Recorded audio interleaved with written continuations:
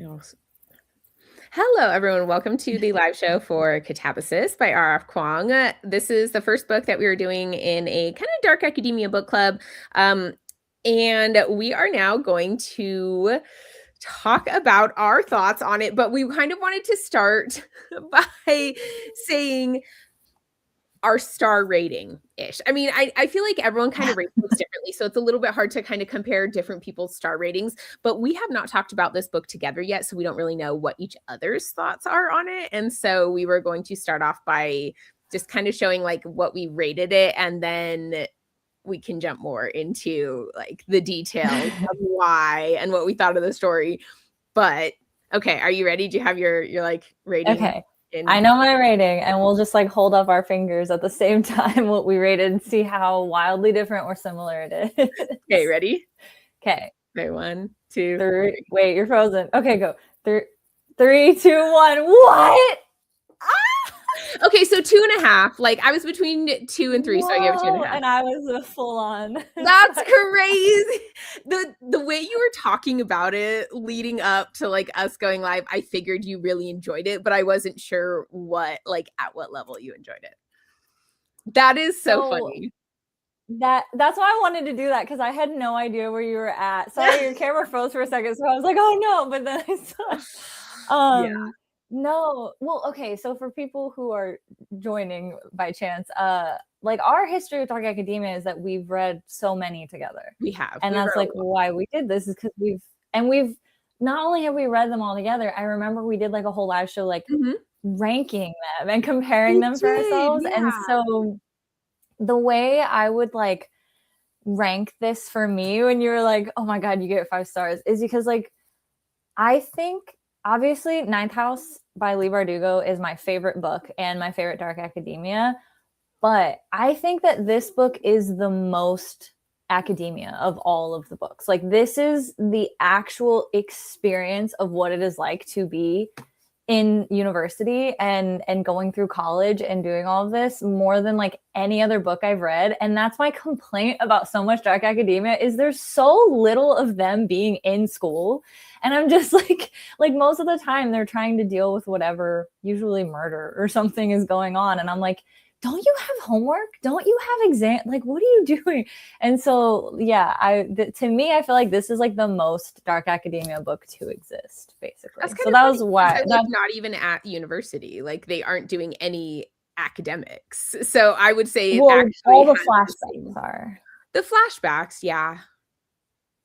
It just the feeling too of like what it feels like to be there. It's like every single detail of how much suffering you go through, how much like mental and physical anguish you go through, how, you know, Alice is like, well, I'm gonna be immune because I'm a woman, because I can just, if I'm just perfect, it'll all be fine. If I find the right outfit to wear, then it'll be great. If I don't eat, then I can just keep focusing. And like, I'm like, man, this literally feels like what that is like. It's just, it made me really not want to go back to school. That's for sure. What about you? I mean, I thought that it was the coolest premise, and I could not understand how she made it so boring. It really is what it was. I went in thinking this was the cool, like I was like, this is such a cool setup. Like we're actually going into hell, and we're going to go, and like it's a dark academia set in hell. That sounds so cool. And I'm like, I have probably never been more bored in a dark academia book. Like I was like, how did you manage to make hell boring? Like, how did you do that?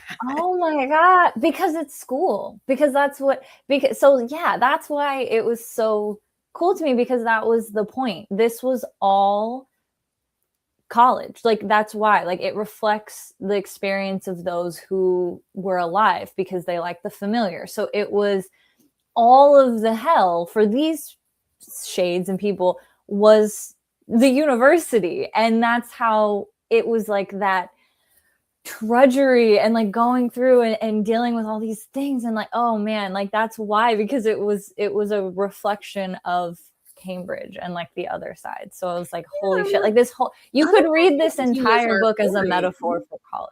Yeah, well, I mean, like, think about, okay, like Secret History, right?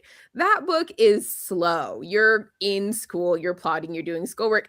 I was invested. I was so into it, but like, I didn't. I wasn't as much. I was so bored in this book. I'm like, how did you do this? How did you make this so?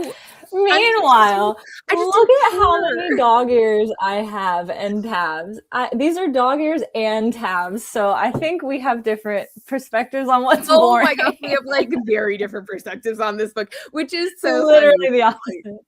Very first one of the book club, and we're both just like, nope. But that's kind of fun because then, like, if other yeah. people had different opinions, they can find. I think, okay, maybe I should preface this by saying that philosophy and logic is my favorite subject of all. Like, I almost went to get a philosophy degree, and my teacher was trying to convince me to because she was like, this is how your brain works. You need to be a philosophy professor. And I'm like, yeah. I know, but I can't. I got to do something else. So this was just, I wanted to like inject it in my veins. I wanted to drink it in a straw. It was just so fun for me. And I'm just like, and I get, I could understand if that's not, if you don't like logic stuff or philosophy stuff, or maybe, just call it. I enjoy. Like I like, feel like the logic of the paradoxes and stuff that so like they were talking.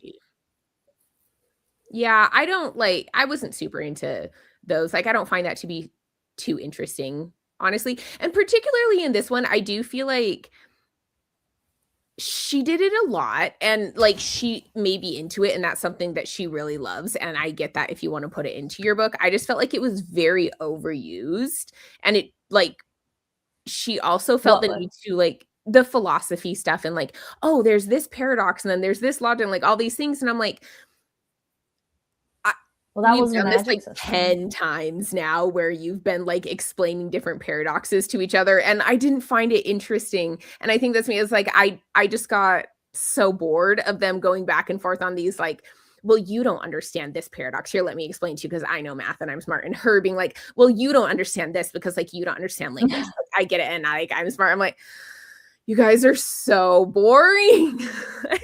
I was just so not interested in their little back and forth bickering things. Cause like, it was like, I didn't find them interesting as characters. And I think that's probably a huge part for me is like, I didn't get attached to them whatsoever. I found them both to be like quite irritating.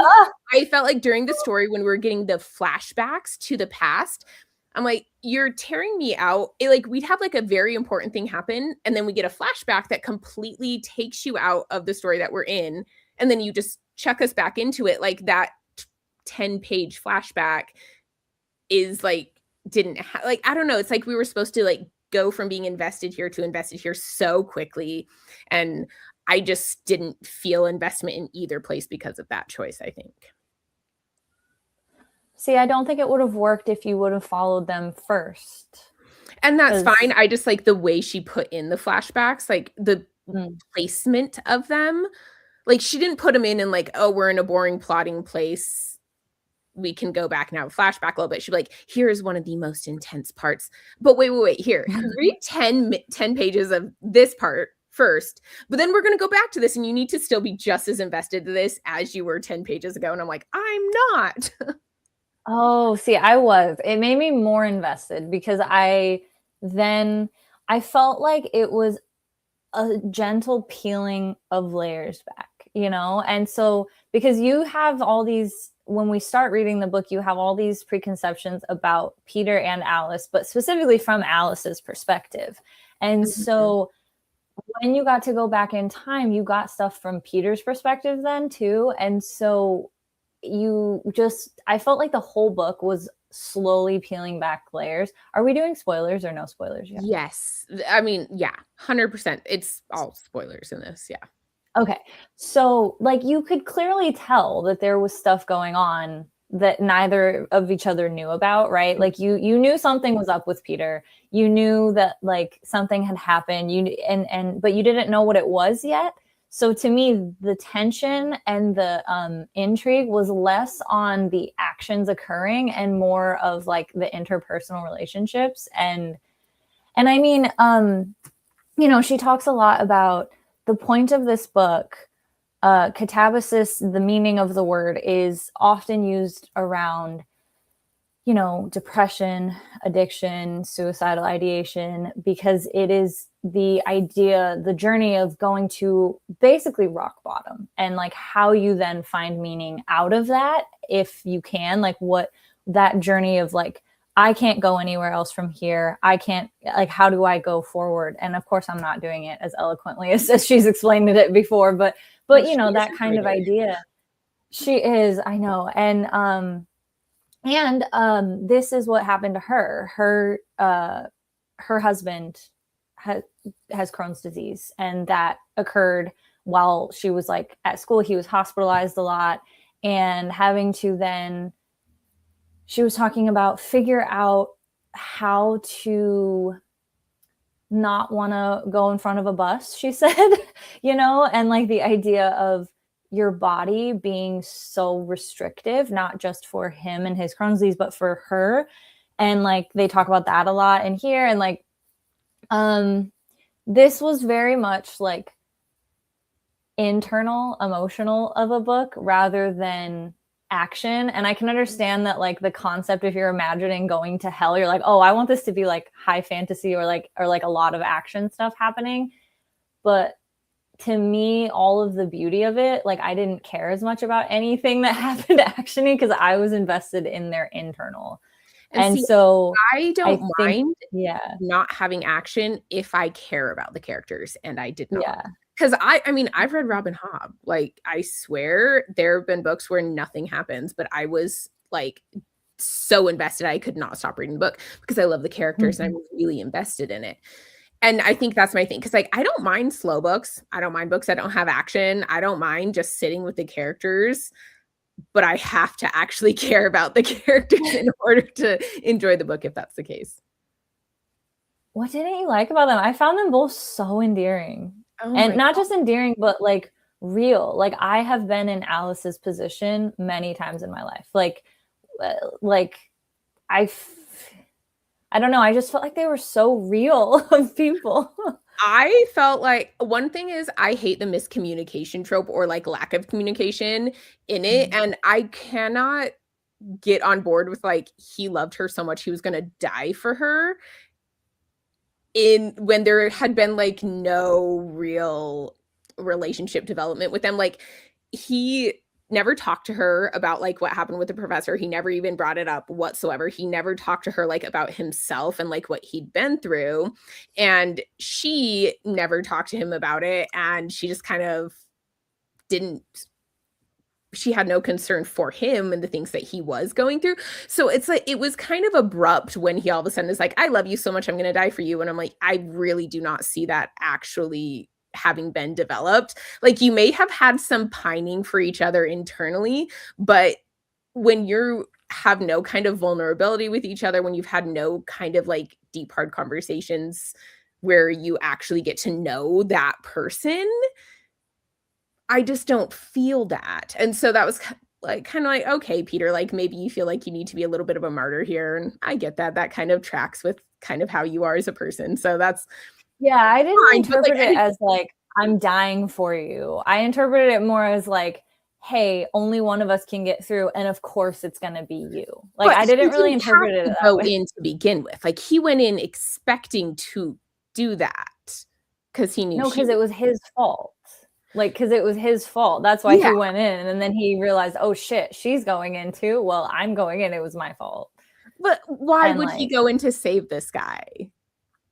Like, and I think that's a sorry, you're huge like cutting out. I didn't hear that. What? I think a big part for me is them going in and their motivation is to save this professor when I like I don't think so. I'm sorry, like you're gonna Oh, I give up do. half your you'd give up like half your life for a jerk of a professor? Like I just don't Oh, but it was for themselves though. It kind wasn't for him. It was completely for themselves. Like he like Well, first of all, that's kind of the whole premise of the book. So if you're going by like the logical reasons, if you don't agree with the premise, you're not going to like the book, because Yeah, like and the that's whole probably premise, yeah, because the whole premise is this kind of relationship. And that's why I was like, I felt this like was so masterfully written, because a lot of people aren't going to understand that kind of relationship. And so it will not come off well yeah. for everyone. So I felt like that was, I felt like this was a very bold, brave book for her to actually write these experiences so close to the heart, because you can hate someone.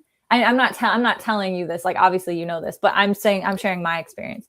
I can hate someone and still want their approval, and like even to the very last moment when he admitted like, oh, he was saying all these nice things about you, she already knew she hated him and finally acknowledged how bad he was, and she still was like, oh yeah, great. And like, but it was more than that. It was that they needed him to be able to become magicians to the level But that they they wanted. kinda And so didn't, and for she did them, explain that she would have gotten a new, like, supervisor, and she would have been able to finish her thesis with someone else. She just wanted it to be him because she felt like she would have more doors open that way, and she probably would have had yeah. more, but she still could have done it the other Well, way. and it was also the guilt of them both thinking they killed him. So they were like, A, I killed him, I need to fix it. And because he's like a legend. And so even regardless of all of the leeway that they give him, which is a lot for the shit that he does,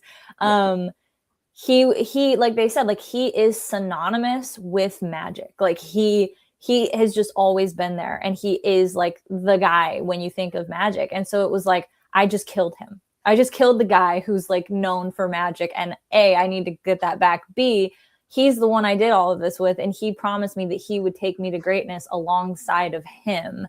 And I don't just want to be a magician, I want to be the best magician of all, and I need him for that. And so, you know, to me, that like, I was like, yeah, I mean, and the point was obviously, even if you reject the premise, the point was that they realized that that was stupid too. That's what a catabasis is like hitting rock bottom and having to reevaluate everything you've ever felt and thought, feeling if you were a shitty person, how everything was. And that was the point of the catabasis, was that they both realized, wow, our priority, like it's like the Hermione, like you really need to sort out your priorities. Like, oh crap, we have been doing this all wrong. This, I don't actually care. None of this actually matters. Holy cow. And like, and that's why I felt like it was so cathartic, because it was like, oh yeah, wait, the stuff that I was willing to cut half of my life out for actually doesn't matter, and I just want to sit here and drink tea by the river. Like, oh yeah, that's you know, I still want to do academia, I still love magic, still love all that, but like, yeah, that was insane. How on earth did, what were we thinking? So it just felt like, to me, like the point is that, yeah, they're, what y'all thinking? What are you thinking? Come on, get your life together. That is the part in the book. Like, I do think that is the point. I think that's she's get. Yeah. I was like, no, no. Like I could. I was like, no. Like that. You're the Ron, huh? You're the Ron who's like, what are you talking about? Why are you doing No, this? I just feel like yeah. It just I didn't buy into it. Like, and that's like fine, right? I feel like that's the point of like writing books. Not everyone is going to feel the same way Yeah. about the story that's presented. And for me, Yeah. I was like, I do not think that someone who I just don't think that that's the choice that they would have made, is to like jump into hell when it kind of sounds like no one very successfully has gone in and back and pulled someone out with them, and they're like, yeah, I'm going to be the first. I'm going to make all this happen, and I'm willing to. And it's and they were willing to stake their entire lives on this, right? Because there's a huge chance that Oh they yeah. don't even come back. It's not that they're going to lose half their life. I'd say that based on what we got while we were going through this, there's probably a 95% chance that they don't even come back at all. And probably I higher than know, but that. I think that was the point. They're both Yeah. suicidal. And like, Like they want to die. They don't want to be, they both said many times from like the first, like the first day when they're like climbing the wall and stuff. Like I think like that's why it's such a touchy book, because like they both are very clearly wanting to die. Like he's trapped in his body that is betraying him, and he can't even live in existence because of this body that he's like hospitalized and skin and bones and stuff. And then she is depressed and worn to a crisp and hates everything, and she's just constantly fantasizing. And then also with the tattoo, she's like having this, now she's messed up now with her memories too, and it's eating her alive. And so like to me, I thought that it was very clear that like they're doing this as a fake noble, like they're trying to be noble and they're trying to do the right thing, and if it works out then cool, they'll get all the benefits. But like I feel like they both want to die, like they don't want to exist anymore. And so for me, I was like, the only reason she decided to keep living was because of Peter when he did that, but like she didn't want to live anymore. That's why like she almost went in when she saw that woman by the, is it pronounced, the narrator said Lethe. I always thought it was Lath. Is it Lethe? Is that how you say it? I don't know. That's how it said it in the audiobook. Okay, me too. But then she also pronounced a different word wrong. So I was like, wait, is she pronouncing the word right? So Lethe.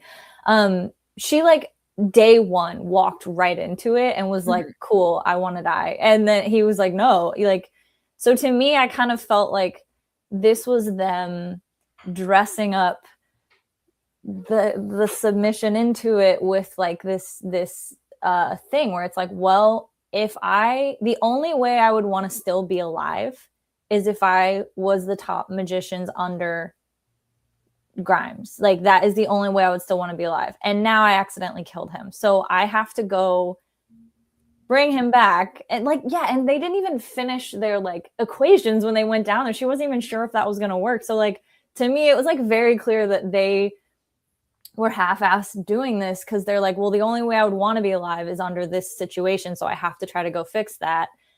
And if I don't make it back, I don't make it back. So I like, again, I just don't think I liked how it was done. Like I didn't really like the way that the story unfolded. And part of it, I think, is like, I didn't like Alice. I found her to be so beyond irritating.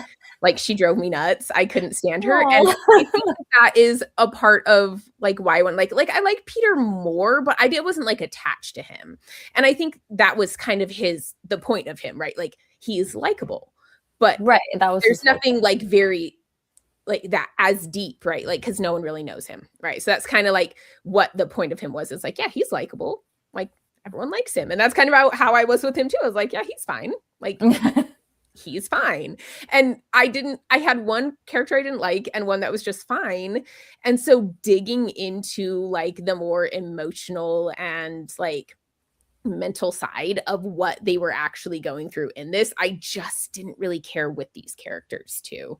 Like I thought it was an interesting look into some of the stuff, like some of the misogyny, particularly in academia, and how it can come at you from all sides, and how people who have succeeded despite the misogyny often takes on some of that because like, well, I had to suffer through it and now you're being stupid when I was smart, and the reason I got through is because I was smart and you're dumb. And well, like she's not wrong, right? Like she made bad mistakes. That's not like ever going to help anybody in these situations. You know what I mean? You're like, yeah. Ooh. So I do think that a lot of those were like, but I also think that they weren't very gentle either. Like they were very hit you on the head with a hammer things versus like kind of the more subtle ways you see it in some of the other Dark Academias. I loved Alice being so unlikable with that because like I feel like there's for her to be where she is, she has to have that mentality of like, I don't know. Yeah. So that's a big conversation to have about academia, is the sexism. And I thought it was a bold, but I thought wise choice to make Alice be sexist herself, even, you know, like you can be too, even though you're a woman. And I thought that was like, of course, like, because she doesn't think her race affects her languages, her gender, her anything. Like she doesn't think any of it affects her because she just thinks if it does, well, you're just not trying hard enough. And if I can, I put so many tabs, but I put a tab where it was saying, if I can just find the right outfit, then I will be perfect. Like, I just need to find the right combination of outfit so that I can be taken seriously. But then not turned into either like one of the guys or made fun of for being a lesbian. And if I just find the right outfit, then I'll be great. And then like the whole idea of she's disgusted by Grimes and his attention, and she doesn't want that romantic attention, but by not having it, that means that you're not the favorite and that you're not appealing. And so now she wants it, and she wants it back, even though she actually doesn't want it. So like there's just the complexities behind it, and the boldness of making Alice's inner landscape so unlikable and problematic was like such a breath of fresh air. I'm so tired of people wanting, and I'm not saying you're doing this, I'm just in general, I'm really tired of people like really only needing likable characters. And I know that that's a really easy way to make readers like enjoy your book and stuff like that. But I just felt like this was so refreshing for me personally, because I was just like, real people, oh my god, real people. And I'm not saying about you or anybody else, and I know that you can have likable characters who are real, but I just mean like, this is stuff I've witnessed so many times and felt so many times, like in academia, in personal stuff, in military stuff. Like, this is very common to go through, and it was just so nice. And like, that's the thing though, we're never going to be the exception, women. Like, you're never going to be the exception. It's just not true. And yet that's what she thinks. She's like, oh, I can do it. Yeah. Ugh. And then there was that one woman, the Kripke, Magnolia was her name, maybe, I think. Yeah, they had the husband and wife, and then yeah, and like she was talking about how, oh well, she's the exception, and she's the one who can have a husband who appreciates her equally, and who has a kid, and who doesn't. And it's like, and then you see what that led them to do too, and you're like, ooh, is that healthy either? I thought they were way more interesting. Yeah. What do you think about them? I actually loved them as characters. I wished we would have gotten more of them. And I think that they were kind of, I don't want to say like underused in this book, but the way that they were supposed to be like the big bad villains of hell, essentially, right? Like, obviously we had like getting to the end and being able to get back out, like that was the ultimate test. But it's like they found out that they existed, mm-hmm. and then didn't care. It was like, you're not, like, you guys aren't really like doing anything. You're just like moseying through hell. And I'm like, okay. I mean, so I found that uninteresting, and I really feel like the Kripkes could have been used more. Is that how you spell it? Kripke? Yeah, Kripke. Okay. Like, I think that they were so much more fascinating. Like, I feel like those are unlikable characters that I would have loved to read from, right? Like, they are not good people. They are messed up, but I find them interesting. Like, I find their story so much more fascinating. And I actually really liked them. Like, I had so much, anytime they came in, I'm just like, yeah. Like, yeah, they were really interesting. I really liked to hear Alice like talking about them too. And it was interesting to see how different people reacted to them, right? Because again, they're unlikable characters too. So having like Alice being like a little bit fascinated with them, but also kind of scared because, hey, they might eat me or whatever they do, you know? And then you have the other people down there who like kind of look down on them and see them as like almost these, I don't like know the word for it, but like they look down on, like they're lesser than, they've done these kind of like gross, icky things, and like they're just over here. Like, we don't associate, they're not the same one. And so I like that. I don't know, like I found them to be so much more interesting to me. Yeah, and that's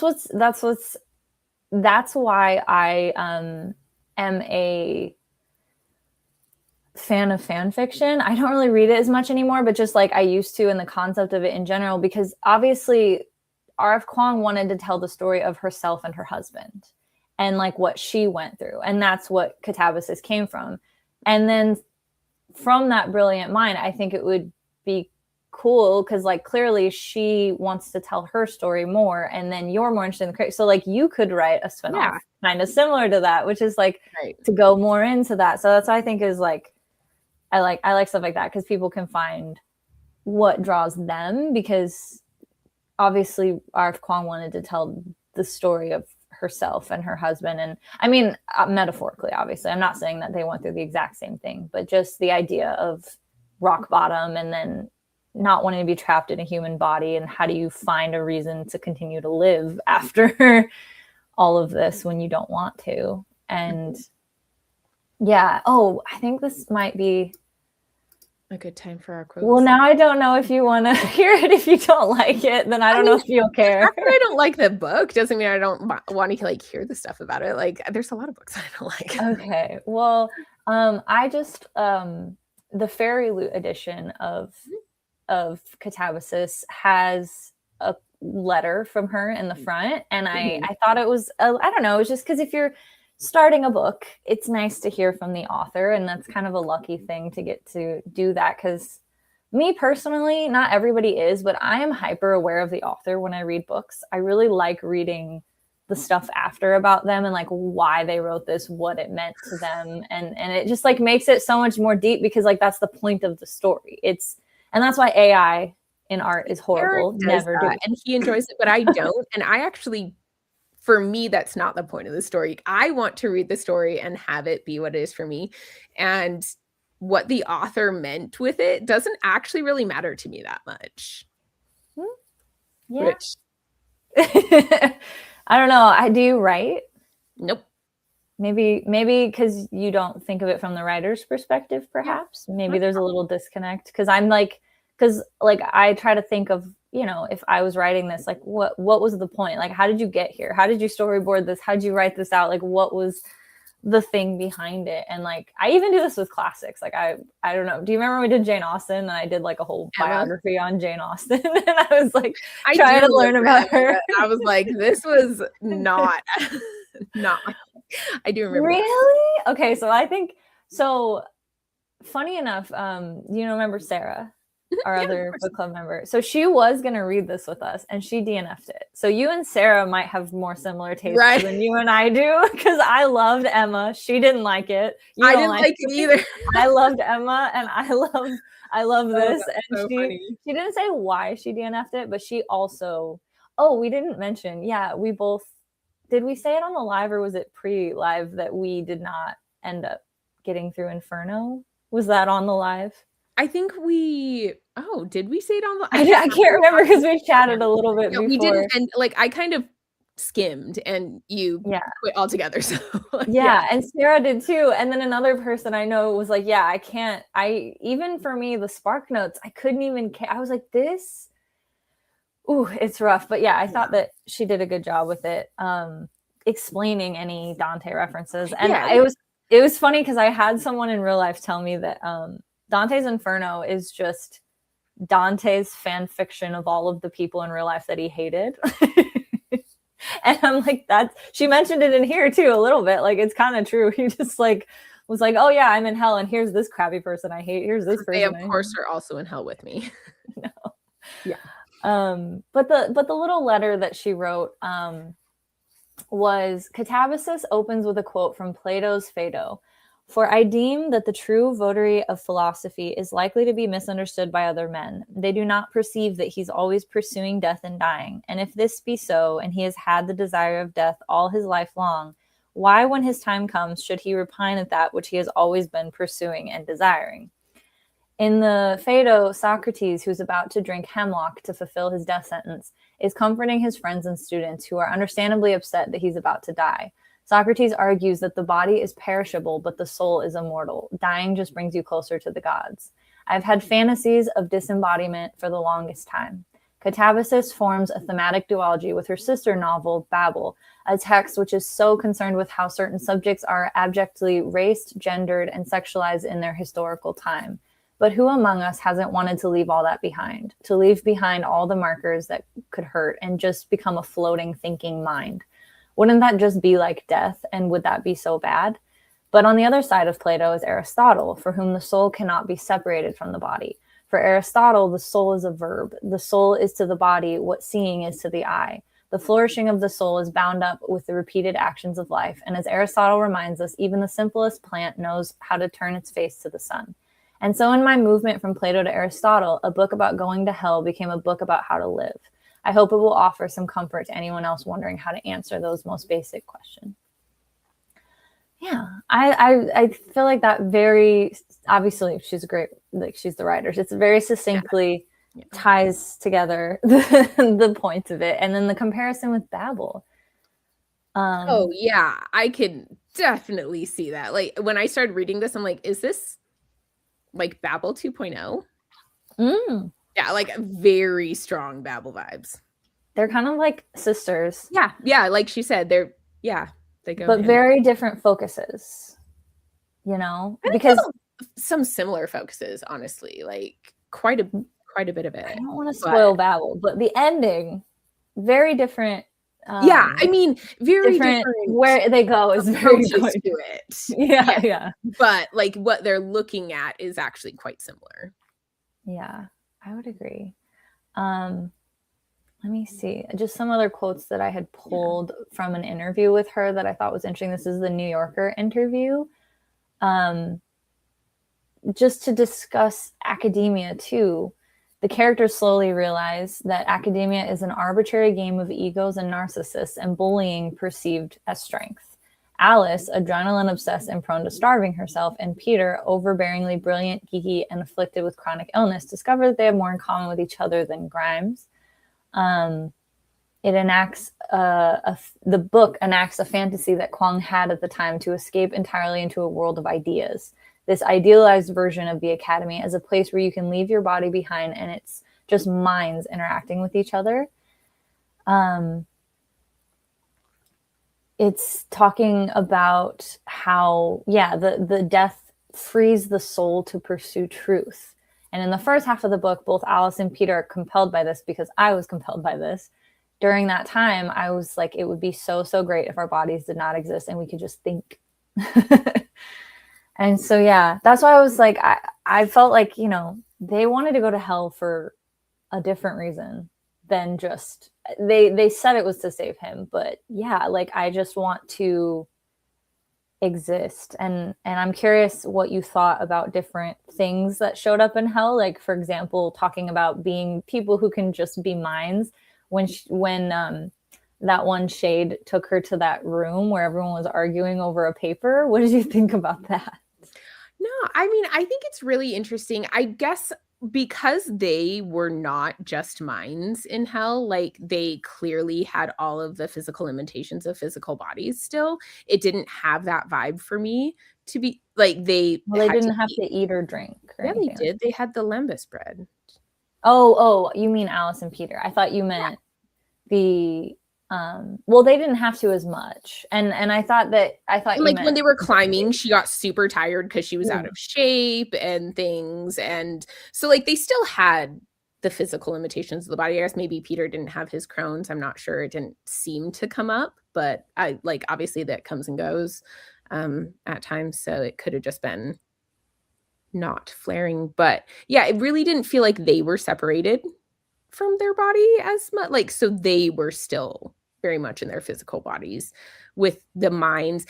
Honestly, I kind of didn't find too many of the like I found the stuff in hell to be more like funny, honestly, where I was like, these people are almost like caricatures of what they are above ground. Like how someone got sent to hell because he asked someone what their A levels were. I was like, that's funny, right? Like, I think that's actually like clever for her to send out because you see that all the time in academia where people are like, what were your ACTs? Like, no one cares anymore type thing. So like, I was like, that's witty. That's clever, right? Like everyone can relate to that. So I like, there were things that I really liked about how she would make things about academia kind of that almost to the like it's funny at this point because it is so relatable. And he literally got sent to hell for being that just like annoyance that all of us, we all know that guy. So like I found some of those funny, but I don't know. I didn't really get the vibe of like, oh, we just like are separated and we are now just minds. Like it didn't. Well, I guess like that I part. got the interpretation of that as like if they were to die and be down there, like not necessarily that they are now, but I think it mentioned something. No, they still had their same bodily functions and stuff. And the lembas bread, by the way, lembas bread, that was so great. I love For Lord seeing of the that. Rings. I was like, hey, I had to Google it. I was like, this is from like this is Tolkien, right? Tolkien didn't copy this from anything. I was like, wow, he made it up. he did, and I was like, oh, cool. So she just like That's that what was I really assumed. fun. I didn't even Google it. I just assumed she took it from Lord of the Rings. Well, I did too, but then I was like, wait, is that a thing in history beyond? Like, did and I was like, do that? did he do that? Where did that? But no, yeah, that was so cool. I loved reading about that every time they talked I thought about that it. was And really then the water bottle that kept that was cool. Yeah. But I think it was like, you know, like whenever, well, also they didn't know that if they were to die down there, they would disappear. Remember, they only learned that from Elspeth. I can't remember, how do you pronounce that? I can't remember the S's in her name. I think it might be Elspeth. Yeah, like basically they didn't know that until she said that like, hey, if you're alive and you come down here and you die, you're not going to be a shade, you're going to disappear. And they're like, oh wait, I didn't know that. Elspeth, yes, because she has Elspeth.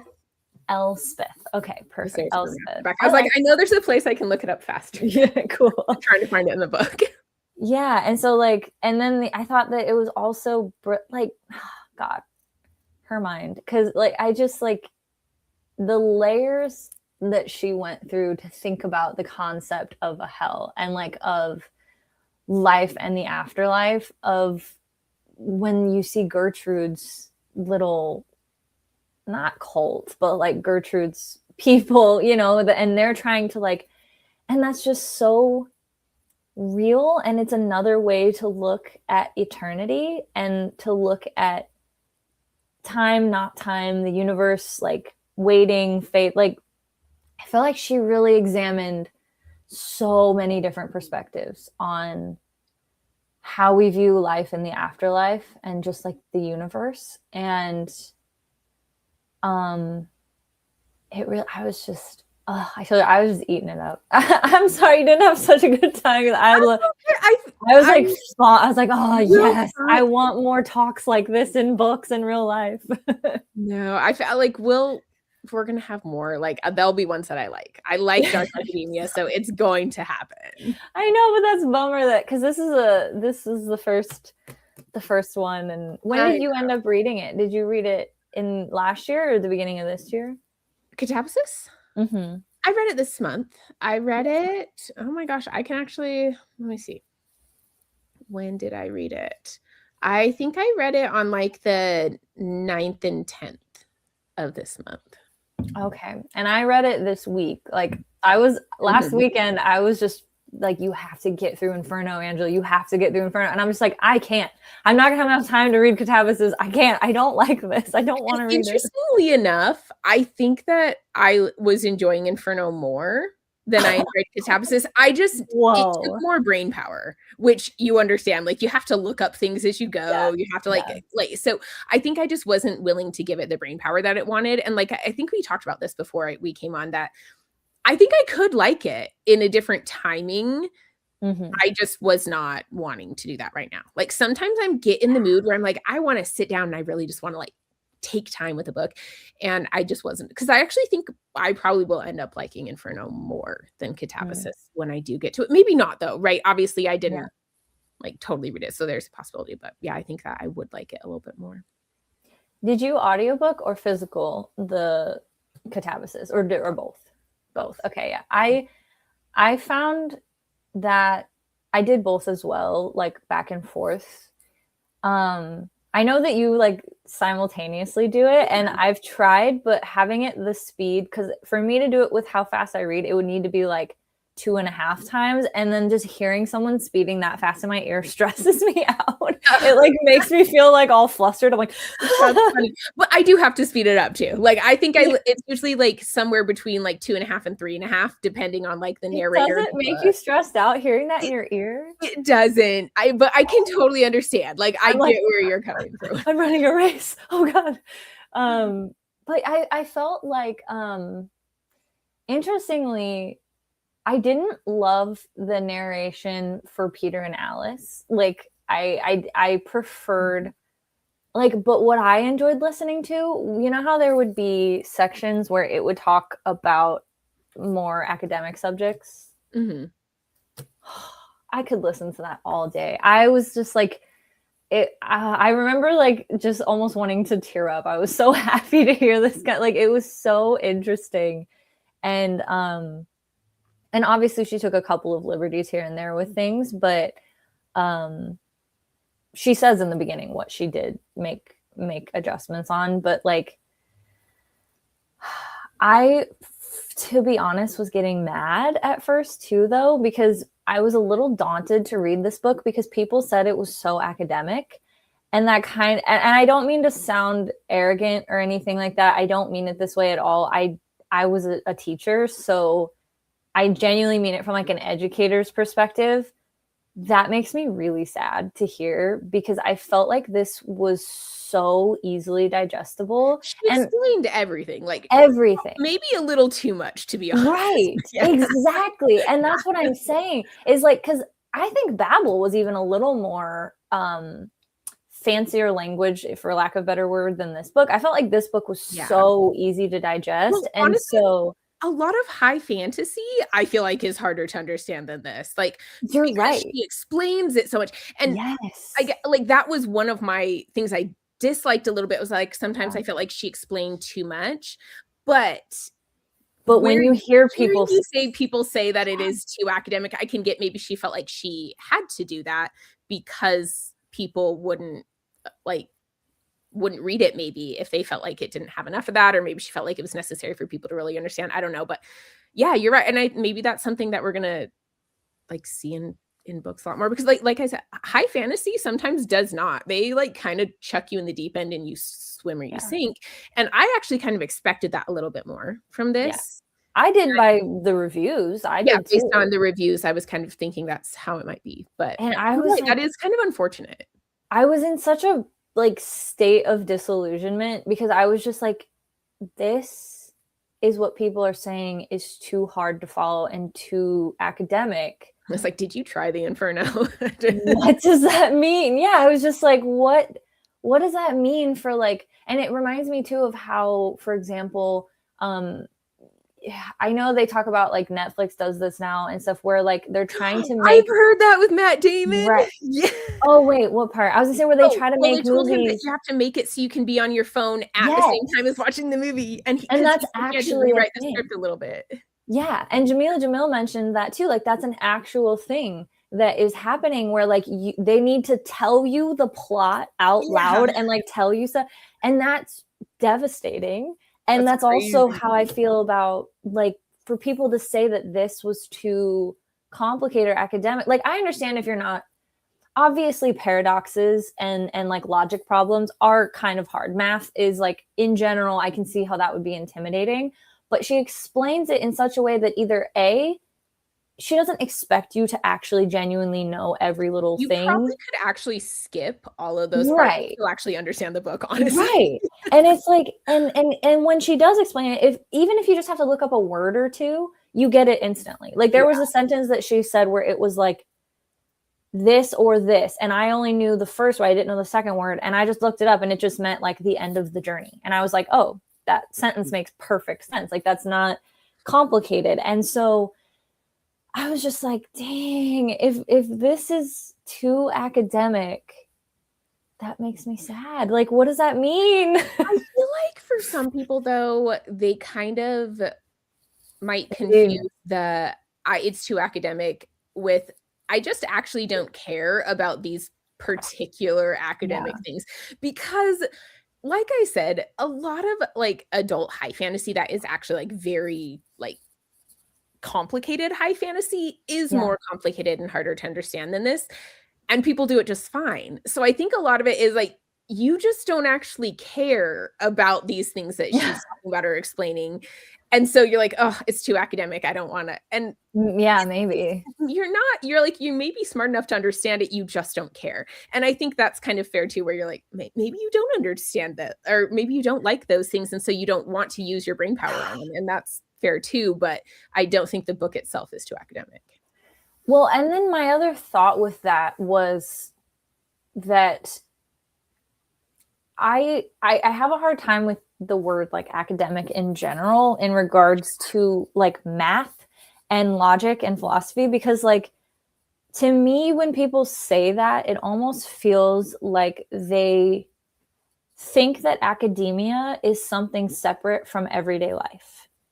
Whereas it is literally the study of the planet we live on and every interaction, everything that we do every single day, like science, math, philosophy. Like this is, I think that like, you know, from a teacher's standpoint, obviously it's really vital to try to show students like how much this is a part of everyday life. Like this isn't like math. We didn't invent, like we did invent math, but math was Well, we invented invented how to like explain and portray math. right, like real life. Like Yeah. this already was here. We created these equations to discover the real world. Same thing with science, same thing with philosophy, with humans, and then like the how we like work with the world. And like it's really sad that to me, I feel like sometimes people take school or academia and they put it like on a shelf as some like highbrow elite thing, and it's like, this is just your world. This is not, you know. And so that breaks my heart a bit. And then actually, I think that like a quote that I didn't write this down 100% verbatim, but pretty close to what R.F. Kuang said in an interview was that, because we're reading Dark Academia, and so she said that she thinks that there's two main crises facing academia: the rising tide of anti-intellectualism and the overt attacks on academic freedom and federal funding, and certain topics our government doesn't think should be taught in colleges or universities. And what is your thought on that? Because I tend to agree. Yeah, I agree. I think there's more than just that for sure. No, she said the two big ones. So like, yeah, like I think there's definitely like more to like what's going on with it, but I do agree that those are probably really huge ones, particularly if you like live in academia versus you're going through it on a path to get somewhere else. Like you're going to be experiencing those things so much more, right? Because it's instead of having like 4 years of an education and then I'm a nurse, you like academia is your life, right? Like that's where you live. And I think that's a huge difference with like these characters versus a lot of the other dark academia books that we read where they're in the school to be in the school, whereas these people want to be in the school to be in academia forever. So it has a little bit of a different like approach to academia. But I do think that we see this a lot with reading in general, this kind of like anti-intellectualism where people are like, oh my gosh, you can't read romance and like actually be an intellectual. And when we're like, no, I don't think that's true at all. I think that romance has a lot of nuance in it. And I think it really does look at like the human experience and like what people want versus what we're seeing in the world and just like a lot of different things. So I think the anti-intellectualism is kind of a hard conversation to have because there definitely is that where people are like, oh, university degrees are now useless. Like we shouldn't even need them anymore. It can swing too far in both directions though, right? And exactly.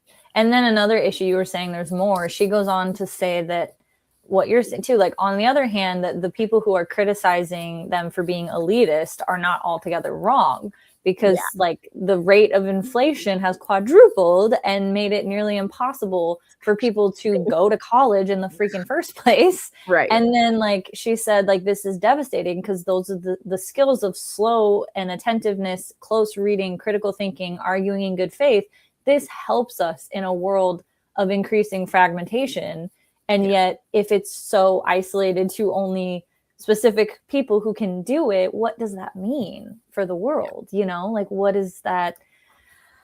Ooh, it's really rough. And the conditions that, my biggest thing is, I mean, a lot of dark academia books that we've read, and just in general, I think Bunny does a good job criticizing this as well, of like, Bunnies, it's so its own special little thing. Like, I but feel like, but it's true. Like, Bunny no, also shows I loved Bunny, actually. Yeah, like, I loved it. I it just shows like how absurd it can be. Yeah. And that's also what they say in this, is like, there's a quote about in Katabasis about how, like, if you just get on someone's nerves or something, they could decide that they don't like you for this certain thing, and then they'll determine that with your grades, or like, you have to, like, the same way that, you know, the the professor was doing in Bunny, where it was like, oh, can you hear that? I can hear it, but Sorry. it's not too obnoxious. You're fine. It sounds like they're messing with I have no idea. That's okay. Can I help you? It's the weekend, sir. Basically, like, and I love that she finally got to that realization in the book. I am very glad that she did, because part of me wanted to just be like, absolutely, girl, come on, like, get out of here. He's not a god, and he is just a jerk man, like, trying to wield his power. He's just a man. Hit him with your car. That sound on TikTok.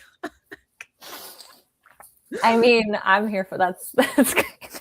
I mean, it's true, and it's just so frustrating that, like, these people, like, have all of this power over your entire future, and it's not even fair, and it's absurd. And that's what, even if you can get in to university, especially one that prestigious, and as you said, the difference too between a program and then, like, it being your whole career.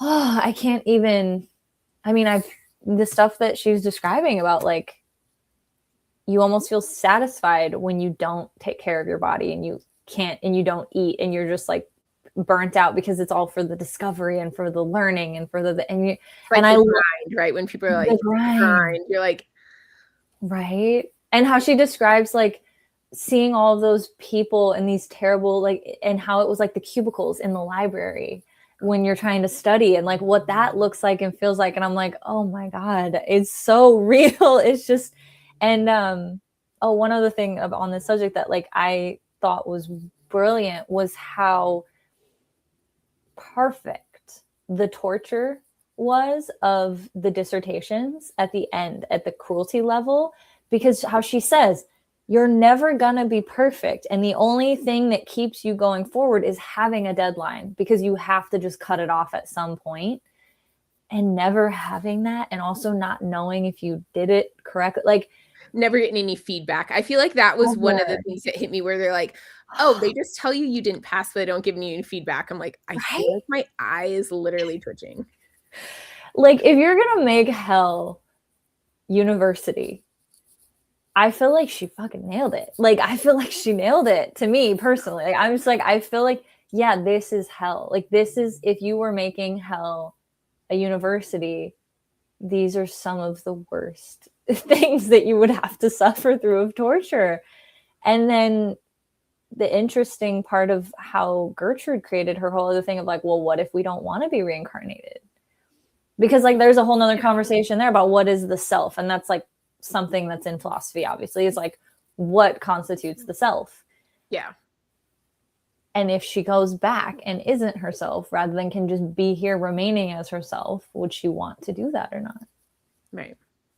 I think that is an interesting one. Like, I didn't expect that one to come up quite in this, like, I guess that, not that, like, didn't expect it, but, like, was a really interesting one that I actually did enjoy, that kind of philosophical wondering part of it, right? And, like, obviously we didn't dig too terribly deep into it, because that wasn't the point of the story. Like, it was just a question that was posed, and like, hey, this is something that you would consider, right, if this was what you're approaching. But I actually think that one's a really interesting one, where it's like, do you choose to remain forever in this kind of limbo, essentially, you could call it, but some call it hells, like, you can call it what you want, or do you go on with the not knowing, and with knowing you are not going to have any memories of the time before? Like, I think that is actually really interesting. I would be interested to see someone smarter than me kind of approach that with a book and do kind of a some sort of thing,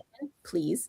And and that gentleman who was clearly like had been a serial killer in the past, who was like her guide guy. Him.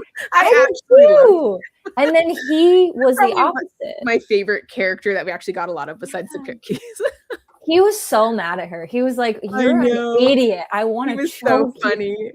Like, it was great. And then he considered Gertrude's concept and then was like, no. And then he did get to pass on to a different place. And I mean, so that was what, really quick tangent about academia. Yeah. When I started philosophy class, like in college, at first, like the first maybe week to maybe even 2 weeks, I was angry with that class. Like, I was so mad. I was like, why am I wasting my time? There's no answer to these. There's no answer. These are all just theories. So why do I have to study theory? Like, there's no right or blah, blah, blah. And then I learned, and it hit me, and I realized that's the point. There is, like, if you want answers, go into math, science, etc., right? Philosophy, the whole point is that this is the subject of what humans don't know or understand.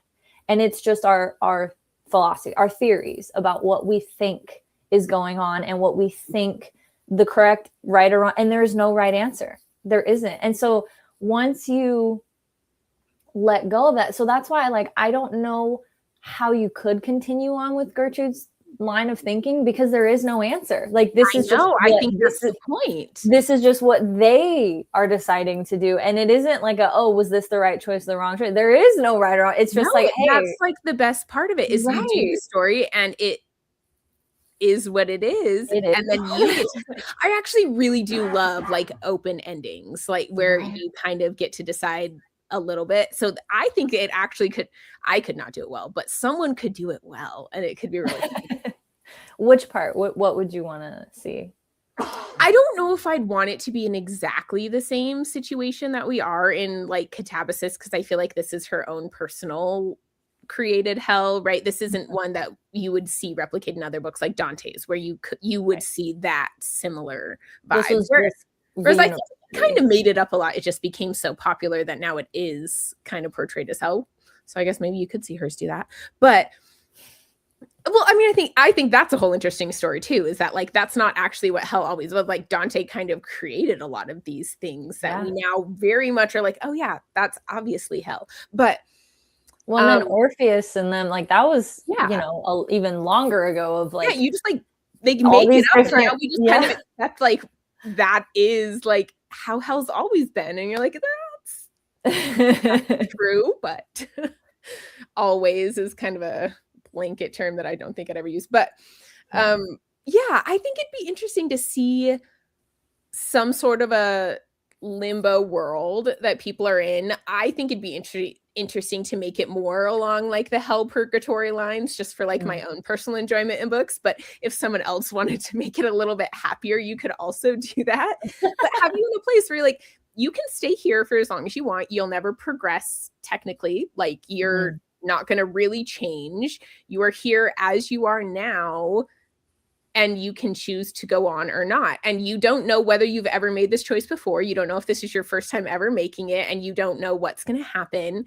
And you don't know if that will change who you are as a person, or if that actually even matters, if who you are as a person was only relevant for like this particular life, and then your spirit, or whatever you want to call your existence, will just go on to be in another person. And Will you even have any of your same characteristics? Will you become a serial killer? Will you become an ant? Like, we don't know. That's kind of just ghost stories, right? Like a ghost is someone in limbo. Like, yeah, but if you believe in like, yeah, but they're like here in this world, right? Like they're able to stay in the place, and so they have some connection to it, right? The reason ghosts stay, at least in most ghost stories, is some sort of a connection, unresolved, whatever. Whereas if you're sent to like this purgatory, there's nothing tying you there. Like it's not the place that's familiar. I feel like there is a. If there is, you should find in it. Ninth House, there kind of is, you know. Kind of, but like there's. Like, I haven't read Hellbent yet. Oh, okay. Just so you know, because I'm from what Thank you for telling me. Like that's what you're talking about. Yeah. So Hellbent, the title. Yeah, like I'm assuming they're going to hell to save him. That's my assumption. Yeah. And so you get a little bit of stuff like that, you know. Yeah, like I find. Oh, you haven't read Hellbent? Oh no. No, partially because I didn't know if she would keep writing it, because she had this like weird thing for a while there where I was like, are you even going to continue this series or not? She said it was going to be like 10 books, and then it got cut to, and so I was kind of just waiting for things to settle with the series, and then I was going to keep going, because I didn't want to, like, I don't know, you know what I mean? Well, no, because then I would just want every drop of what does exist, you know. Like I don't know. I struggle with like when authors finish their series. Like that drives me nuts. Like I hate it. It's why I won't read Game of Thrones. Oh yeah. I mean, I'm so sad. Finish it. It's only going to be a trilogy now, so she's going to finish it in September. No, that's what makes me sad, because it was supposed to be like 6 or 7 books, and I get it because it takes a lot of research. But I'm like, well, but now you already just have built-in story ideas, so you know, like, I know she wants to tell different stories, I guess, but like, I know I'm really sad about it too, because also I'm like, okay, you're going back to Six of Crows, but you won't give us more of this. Maybe she will, though. If she is going back to Six of Crows, maybe that's a hint that she could maybe go back to Ninth House. Because like, if she went with different characters, and like, it'd be kind of cool actually to see like when they were like the founding of the societies and how that happened. I think that'd be a cool story for her to do. I don't know. I think she could do so much with that. So much you could do. Yeah. Yeah. So then you have Hellbent to look forward to, and I don't know that it's gonna, but I don't get. I'm not expecting it to like do. Yeah, I was gonna say it's not gonna do that per se, but it is really cool because it's the same type of thing of like, where would he have gone? Like, where is this place? Like, can you go there? Can you come back? Can you do? You know, it's very, very cool. I love all of that. I do think that was. The thing I had to adjust in my mind, how you were talking about, you found it boring, you know, and I had to shift it from like, you know, hell, what you imagine, the most extreme things, because that's why I like Ninth House a lot, because I like the darkness of it. I love the darkness of it. Yeah. And this was not very dark. Well, it was very dark in the terms of like suicidal ideation and depression, and that was like consistent. I would worry someone reading this that are struggling with that, because like she did such a good job explaining what that feels like, and like what very like all of these sentences of like, yeah, this and this and this. So it was very dark in that way that I wasn't expecting, to be honest, because I thought it was more going to be an adventure story, and it was a more contemplative story, I feel. And so I did have to adjust my expectations around that. But for me, the reason why I found this to be the most academia book of all of the academic books that I've read, which I know, I get what you mean is like, well, only some of it, like the flashbacks took place at school. But to me, I'm like a sensory person. When I write, I'm like to a fault describing every single feeling and emotion and like what this sounded like or smelled like, and I feel like a lot of academia doesn't go hard enough on what that does to people that are like really, really deep in it. And that's all this book was. And like how you have these messed up relationships with like the teacher, the advisor, your own body, your own life, like everything. And so for me, if I think about like what felt like academia, this is the book that comes to mind for me. So I guess to clarify, that's why I feel like it, because like to me this felt like it, if that makes sense. I don't know. I think it's again, I think we all have different perspectives on like all books. Oh yeah. Or any type of art or anything in general. I was I pulled up some book club questions that I thought were pretty good, but I'm looking and so far we've covered a lot of it.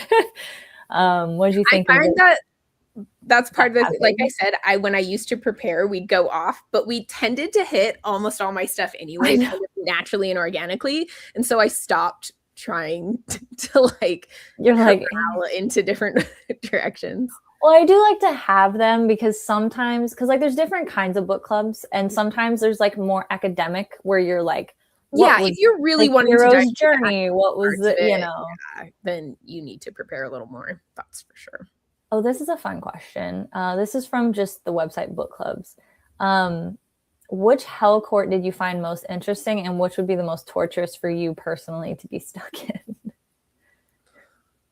I mean, I guess the one that I found most interesting, I guess I don't really remember the names of them, like as we were going through, but the one with the cult I found to be the most interesting, just because I felt like that one, I was like, ooh, kind of thinking a little more. Like I found some of the others more entertaining. Yeah.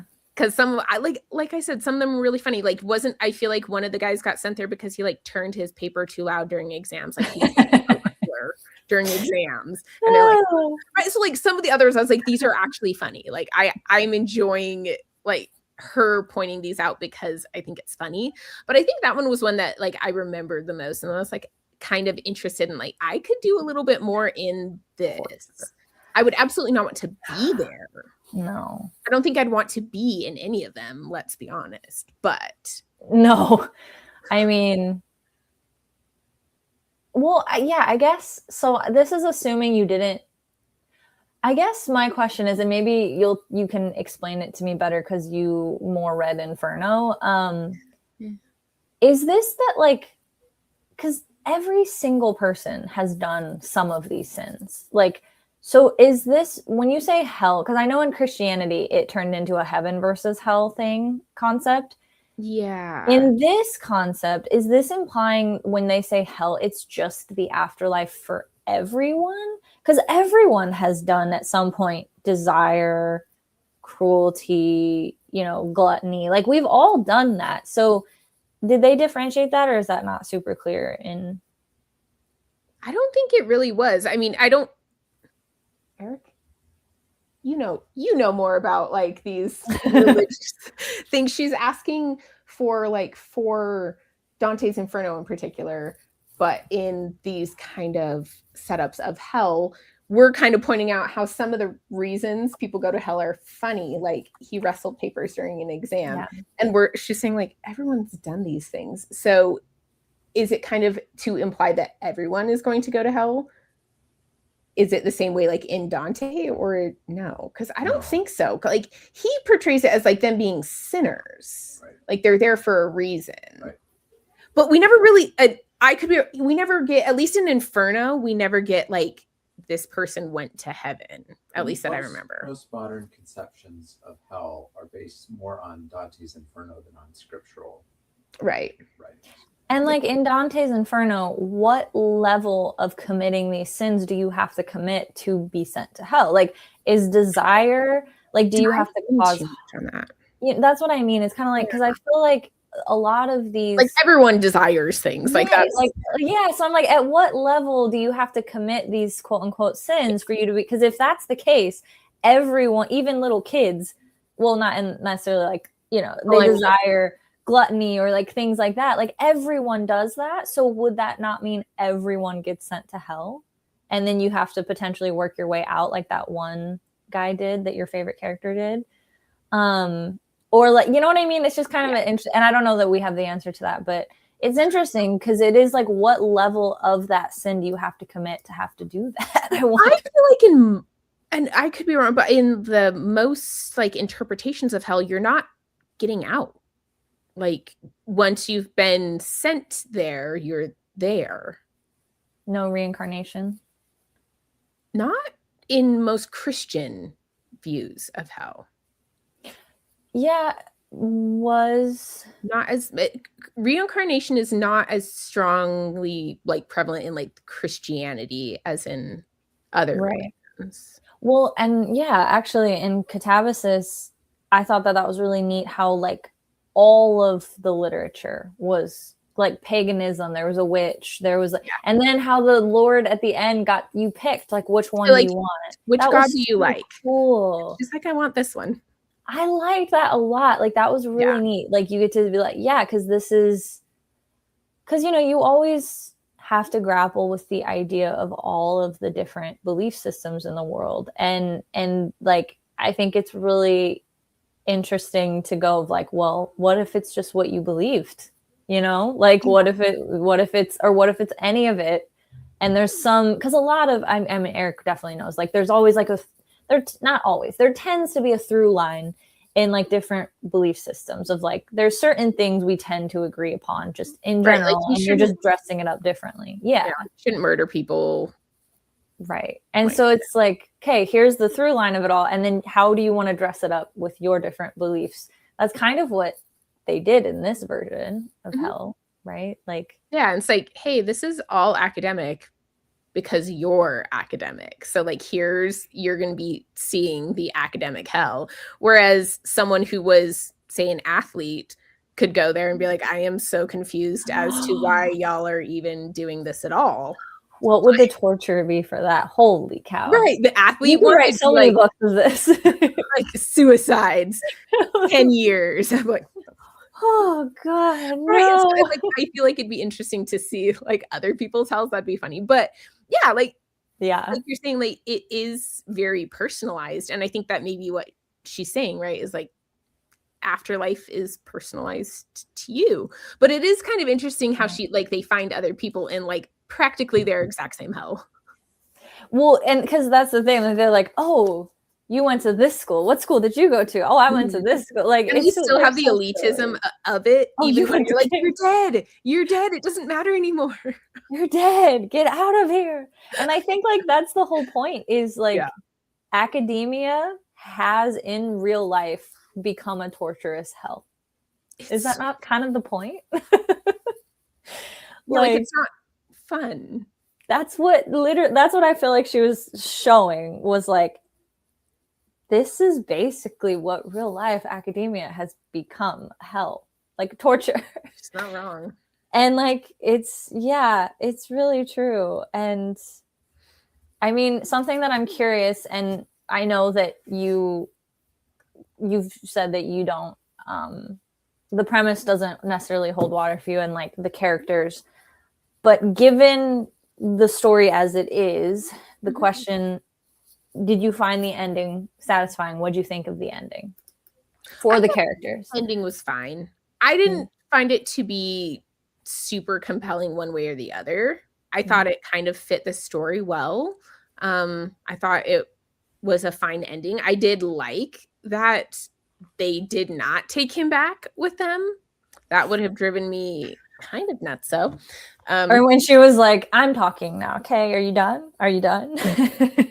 Right. Yeah. And so I'm like, I feel like there are some things that I wouldn't have liked as an ending, but in general, I wasn't too fussed about what the ending was. Like if it was one that like blew me away, I think that could have changed it, but it was pretty fitting, I think, for the book. I think it fit it quite well.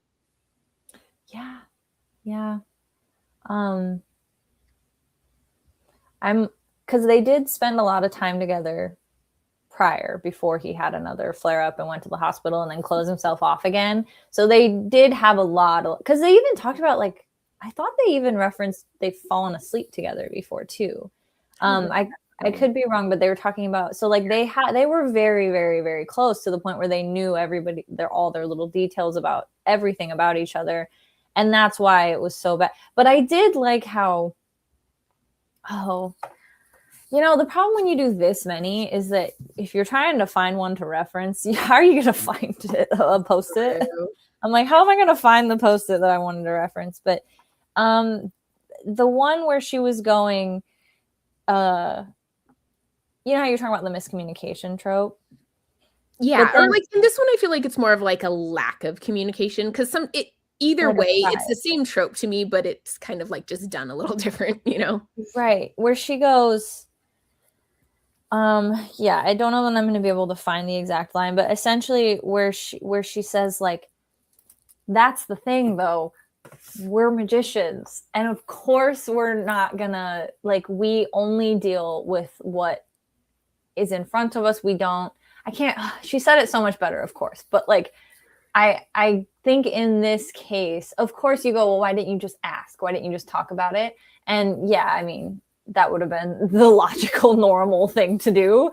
But when they're pitted against one another in such a high stress, like if you win, I lose kind of thing, the fact that they even became friends at all is a testament to like their connection and how much they actually care about each other, because they shouldn't have become close or friends or anything along those lines. And so I kind of understood this one a little more than others, though I can totally see, because I was of course like, hey, can you guys just have a conversation? Yeah. But like I understood it a little more because of also how insecure they both are. And I don't think Peter would use that word to describe himself, but I still would anyway. Oh, I 100% would. Like, no, I would. I'm saying I don't think he would. He would say he's just taking care of himself. And like, but I also understand that because I've had things like that too, where like someone makes a comment that you take to heart so strongly that you go, oh, I'm never going to let that happen again. Where he like is seen as an invalid, and he's like, you know, to her, that was an innocent comment, but to him, that became the pillar that he lived the rest of his life on, is I will not be that. And so I thought I did dog ear the description of how he kind of slowly decided to exist and like, just like, I'll just be an aloof genius, even though I'm not, I'm just in pain and ill. I thought that was really interesting because that's what we silly humans do, you know, like we're so silly, like we do stuff like that where we get in our heads, and then of course Alice, like feeling him pull back, all of a sudden she feels like the betrayal of like, oh wait, you know, and then she reached out and he didn't respond, and so she goes, okay, well, I guess this is done, with her letter that she left for him. And he's like, well, I'm not going to be seen by you that way. And so we're just going to let this pass. And yeah, I think that personally, how the amount of description of each individual character, like I really felt like you could get in their heads so well. And is it the right, were they like fantastic? Did they do the right? No, but like I could see what decisions got them to each place. And I think that was also part of her Katabasis, was like, I hope I'm using that correctly, I don't know if grammatically I'm using that correctly, but her journey was to like realize like, oh, this was all dumb. You really got to sort out your priorities, because like, man. And yeah, that was really cute and sweet. And that it's like kind of like her and her husband, and because like he's also very thin with floppy brown hair, just like Peter is and stuff, and like that's really sweet. And like, I don't know, I was not honestly expecting the point of it, because it sounds like you and I had similar ideas of like, we thought it was going to be way more of like an adventure in hell, you know, like a romp through hell kind of. Maybe I don't know if it was going to be as much adventure as I thought it was going to have some more like intensity to it in hell than it did. Like it didn't necessarily need to be adventure-esque, but like the intensity level was severely lacking. Like the Cerberus fire scene, you wanted that more throughout the whole time. Well, maybe, or even like, I don't know, it felt like there were no stakes, and even when they said that there were, they didn't care. Like they didn't, adjust pretty much anything based. They're like, oh my gosh, there are these people out here that are trying to kill us. They'll trap us in these things. And yet they did nothing to try to like keep an eye out for traps or like do anything to combat. Like it was almost like there wasn't any kind of like, it was hell. Like there should have been some sort of intensity to something. There was just like a lacking of any kind of like the motivation really wasn't there, which like you said, it's because it wasn't, right? And so then there was no intensity to it and we weren't really doing anything really. And even like sometimes they tell each other, they're like, we've just been kind of hanging around here, like let's go to the next one, he's not here. And I'm like, yeah, obviously. Like what is this? And so I think, yeah, it's not so much that there wasn't action as that there was no intensity or even stakes really, in my opinion. Like I felt like there were no stakes because they didn't seem to care about the stakes. And that, like you said, like might be intentional, but it just, if they don't care, I don't care. Yeah, I think that but I think that's where my enjoyment of the flashbacks came from too, was like, you're trying to understand why they're making the choice that they're making. And then that's when it cuts scene, which annoys you. And I totally get it because it can be quite annoying. In some books that does annoy me too, but I personally vibed with this one where like, you're like, why are you making this decision right now? And then it'll cut and it'll show you stuff from their past that makes sense why they're making that decision right now. And, oh, actually she has a tattoo of that. After the Poppy War, I believe it said in the interview. Yeah, and that was about her family history. So all of these books have something to do with her life experiences that she's been going through and sorting through. And then like Yellowface was like after being on Twitter for a long time and being like, oh my God. And just, you know, I think it was after Poppy War, it said in the interview that like she got a tattoo that essentially means like show don't tell. And to me, I felt like that's what that was. Like, instead of telling us why they were doing that, she was like, here, let me show you what got them to do that. And so that's why that didn't bother me quite as much, because I was like, ooh, give me the backstory. It wasn't that like I felt like she tells a lot in her books. Like, in Dabble, I did strong. I think she still doesn't. Like, honestly, I don't know. Like, I still feel like she doesn't this one, but I felt like you can, like, understanding it doesn't make it interesting necessarily, in my opinion. Like, just because I understand their motivations doesn't make me have any kind of attachment to their motivations or to that character necessarily. Because there's a lot of books where they're like, this is a motivation. I'm like, yeah, I still don't like it. Yeah. And I just like, that's part of why I like philosophy, is because I just like trying to understand any human motivation or just any motivation of anything.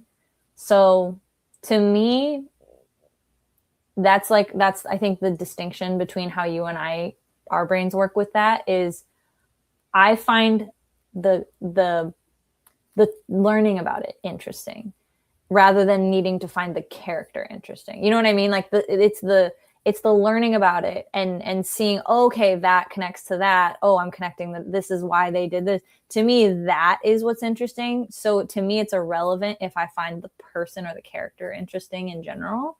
So that's why this book was like catnip for me, because like this was just how my brain works, is I really like to just think. Okay, period. I just like to think. And so like this, I don't know. Like, I feel like I need to either like the characters or I need to like the story. And if I don't like either, like, I just don't care what's happening. So like, I mean, I don't have to like the characters. If you can make the story super engaging and have me like really care, great. Or if you can make me love the character, I don't really care if you just show, like, I sit there with them while they eat breakfast every day. Like, also great, but kind of got to be able to do one or the other for me. Yeah.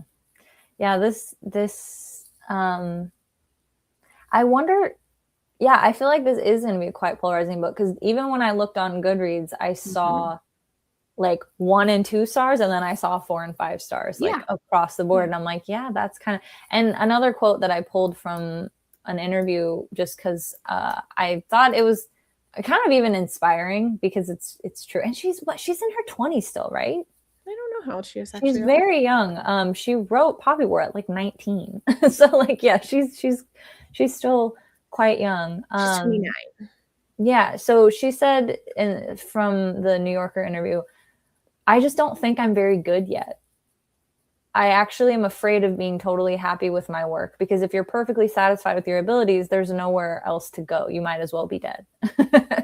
So like, they were like, how do you stay motivated? How do you write so much? She's like, I don't think I'm a very good writer yet. Like, I'm just doing this, and I'm trying to grow and be better and constantly learn. And I don't know, I found that quite inspiring for somebody who's written such like acclaimed so many books in one decade that are like so bad. She's like, yeah, I don't think I'm a very good writer. And I'm like, whoa.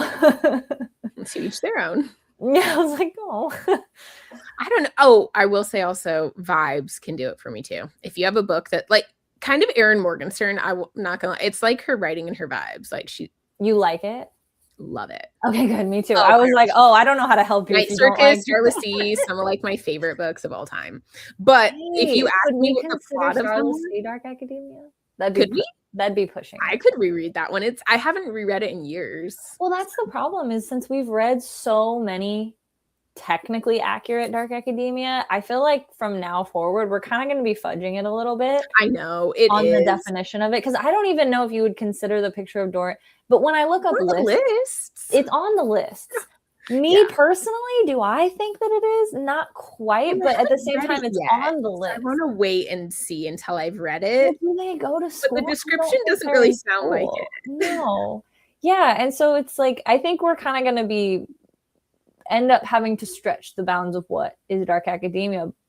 But, well, technically the Night Circus, they're studying, they're practicing, but not academically. Right, yeah. So we're gonna have to kind of like play with it a little bit. And honestly, it might become just a whatever we want after a while anyway. But as of right now. Yeah. I mean, we're calling it Dark Academia because that's like what we go to. But it's just, we're reading books together and we want to talk about it. So and I'm excited for Picture of Dorian Gray. I have never read it, but I don't think we announced it. Did we announce it yet? Oh, well, here's the announcement. We're doing the picture of Dorian Gray. We're both here like chatting like we said it. Because I just feel like you and I are talking, and then if people pop in, like, there have been people, just no one's commenting. Yeah. So it's like, oh man, because I feel like we've talked about a lot, but I feel like even there's still so much more, because we barely skimmed the surface on like you said, misogyny in academia, which is a huge part of this book. Which I thought that was very interesting when she talked to that one, the female advisor lady. Yeah, that was so interesting, and I can see both sides.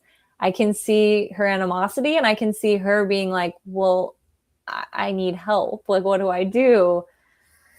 Man, there's so much to talk about with this. How do we even? I'm trying to look at. Yeah. There was another one, was like, how does this novel compare to Babel?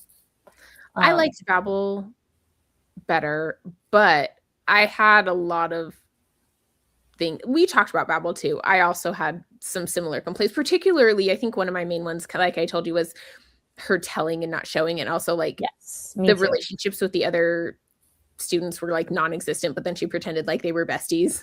That was the reason. That's the one thing I think about when I think about why I didn't give it 5 stars. Was I was like, I needed more time with them together. Yeah, and like I didn't necessarily need it if she didn't pretend like they were so close and we had some sort of emotional connection to them, you know. And that was kind of the whole end. Well, not the whole ending, but that was a big part of it, though. Yeah, for sure. Yeah, and so I agree. That was a big part for me too. Whereas like I didn't feel much emotional connection with many of the characters. Like I found the story itself very interesting and the world interesting for sure. And I think that's where it really was strongest, was the like story and world building. Right. I thought they were fun, like very entertaining. I feel like that's such a weird word to use for these, but you're not wrong. It's just fun. That was so fun. I know. It sounds when you say fun, I feel like when we say fun, people think of like Disneyland, and I'm like, no, like you can have fun reading a horror book too. Just for sure. For sure. Yeah. Yeah. I mean, of course, different focuses on how I feel like because this was from specifically a mentorship mentee, I think that's the word for it, relationship, and then her being a non-white female. They didn't, I'm assuming Chinese by her saying that she had learned that again, but they didn't even specify because Alice doesn't think about it. Because Alice is like, this is, to me, this is not, I don't find this to be a part of what I try, she has that mentality of like, well, if I just am the best, then none of that will matter, right? And it's like, oh, sweet Alice, that's not how this works. But hers was, it was more, I felt like this was more on what academia can do to you mentally, physically, and emotionally, how mentorship situations can be very, very not okay at times. And then also how, like you said, like sexism, misogyny, all that, like it plays a part in it. And then I felt like Babel had some of the similar things, but went more with race and class, and then anti-colonialism, or like how academia perpetuates colonialism. So man, she has a lot of cool thoughts on everything. Like, I mean, these are not original ideas. These are very obvious, like, critiques, but the way she writes about them is really cool. Yeah, I mean, like, she's very mainstream with it too, which I think is something that is sometimes hard to do when you're talking about really, like, I don't call them like sensitive topics, but like very topics that people can get offended by easily, right? People get butthurt about things, or they don't like you talking about them, or whatever it is. But she is very mainstream. You just accept it. This is how it's always been. Right. Yeah. So like it's not as easy, I think, to be super mainstream when those are the core focuses of your books, but she does it really well. And also, the magic systems are very different than anything I think that not very different, but it's cool. I like it. I like playing with. The chalk was interesting. Wasn't that so cool? It's like, oh, these are like crushed up, long dead creatures too. And like, I think it was funny how they were like all snooty about which type of chalk you used. I'm like, can these people not be chill about literally? Like, no, of course so not. Snooty. I know, of course not.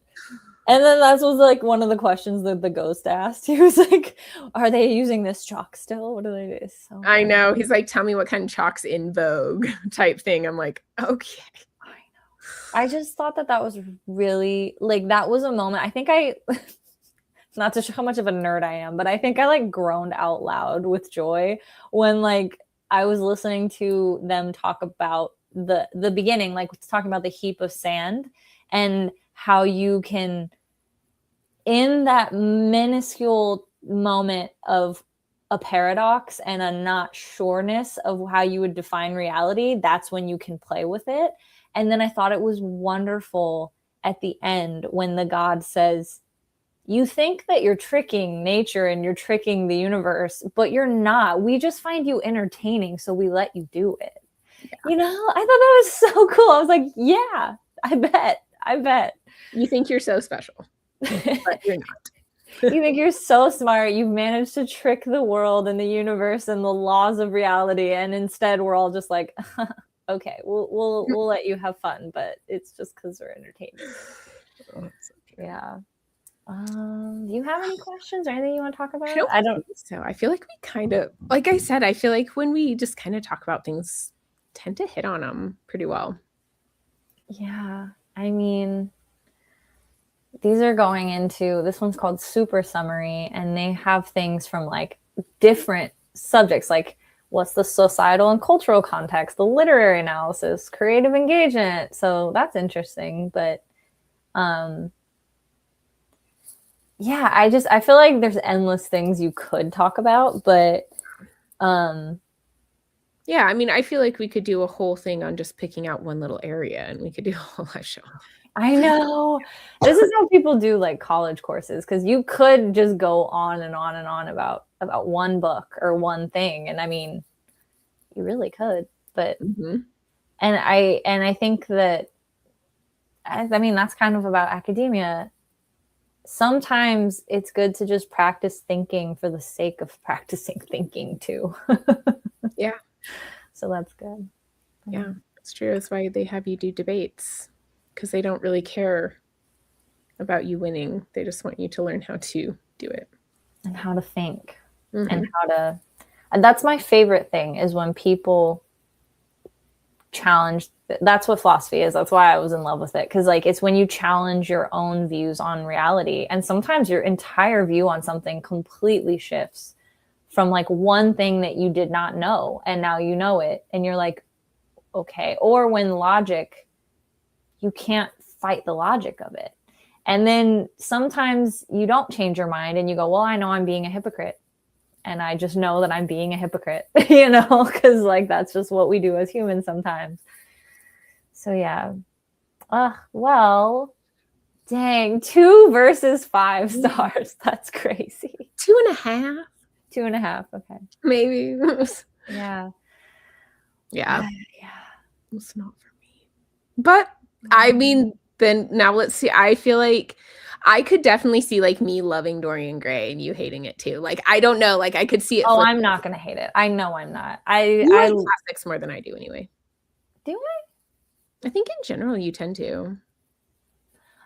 People ask me what my favorite genre, or like not my favorite, but like what genres I read, and I'm just like, I don't care. I just read them all. Yeah. But I couldn't get through Inferno.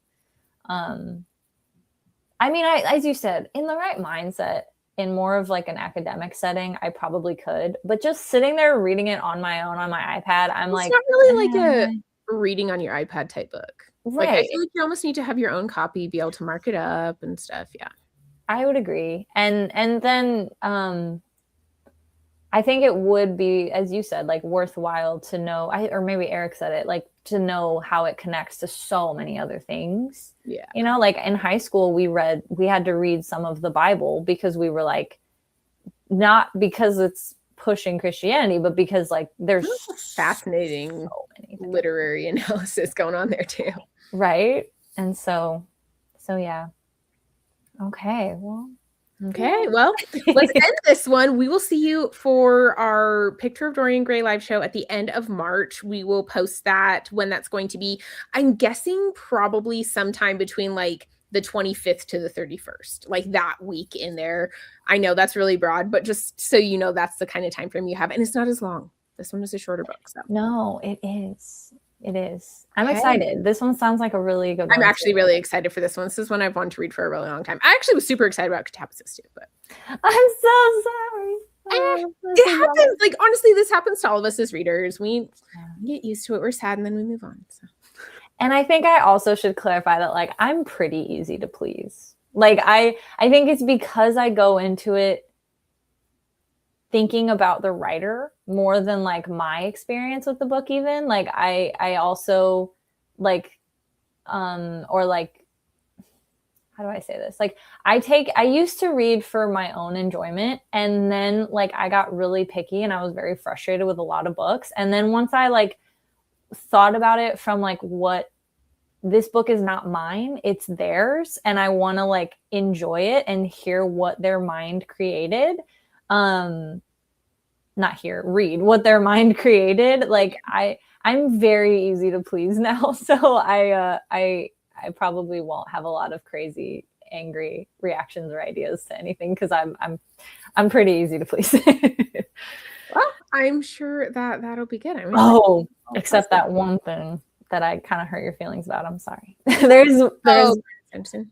Yeah, no, not Brandon Sanderson. I did not vibe with Mistborn in and of itself, but like Brandon Sanderson's cool.